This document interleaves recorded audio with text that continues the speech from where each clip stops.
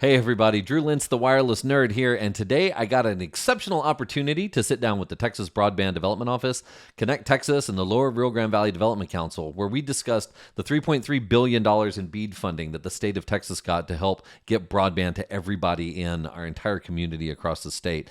It was really well intended. There were, I would say, about 100 people that were there. Everyone you can imagine, politicians and broadband providers, and service providers, educational, library, people like me who just want to come be a part of the conversation. It was really, really cool. And I wanted to share some things that we learned at that meeting because it was great to hear the voice across the entire valley from Starr County, Willacy County, Hidalgo and Cameron, everywhere in between. We got a really good turnout. And some of the things that came out of that meeting were really, really interesting. So first, there were some statistics that they threw out specifically about the South Texas region. Now, this region extends all the way up to Eagle Pass. So I don't know, South Texas has this interesting area that they defined. But the key finding is, although broadband demand is high, the region faces significant issues with digital literacy and high-speed broadband affordability, availability, quality, and coverage. Now, short-term solutions obviously are to address the demands. They were inadequate. They impacted remote learners during the pandemic. It was some of that, the stopgap procedures that people used during the pandemic to keep kids online and keep people, giving them the ability to work. But what we learned today was that the population of the area that they're looking at, that they're deeming South Texas, is 2.4 million people, 22 households per square mile, average or median household income of $45,000. And they show that 92% of those households have access to broadband. Now, broadband, the definition of broadband was 25 down, 3 up, but there's that secondary one that's 100 meg down and 20 up. And that's really what we're trying to go for, making sure everybody has access to 100 megabit broadband. Now, total number of ISPs serving this area, they count 23.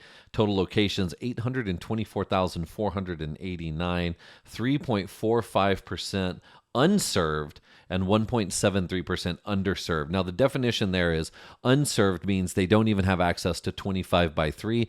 Underserved means they only have access to 25 by 3. They don't have access to higher performance internet services.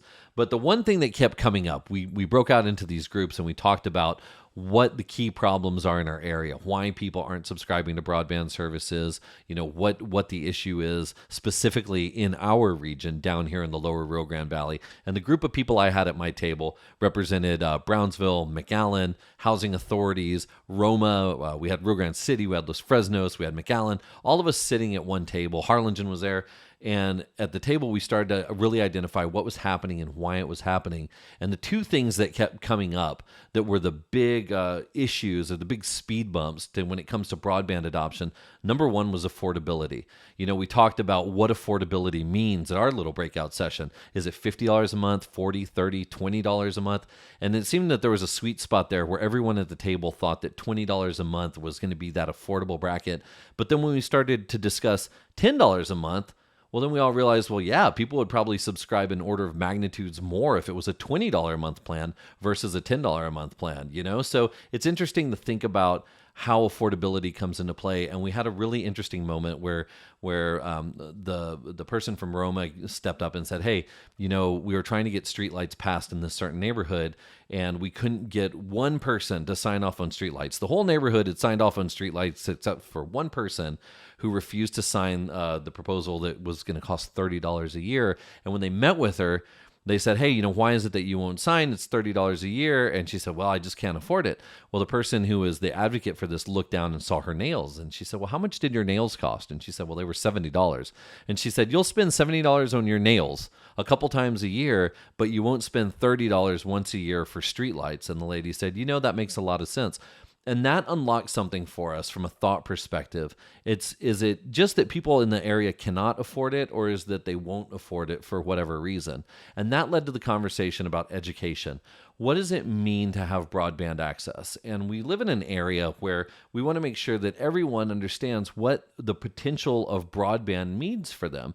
And so we started to go down the path of, from an educational perspective, what can we do to highlight examples of why connectivity is important to South Texas? Texas. It levels the playing field for jobs. It gives people more opportunity. It gives them more access to telehealth and to help their financial situation because they can work from home. There's all these things that make broadband adoption really key. And in the Valley, I think we need to start highlighting those more and more so that we really as a region understand why this is absolutely so important. And I heard this from everyone at the table. They're the ones who told me education is key. And it's not just access to that type of education to help drive broadband, but it's also how do we use broadband to drive education?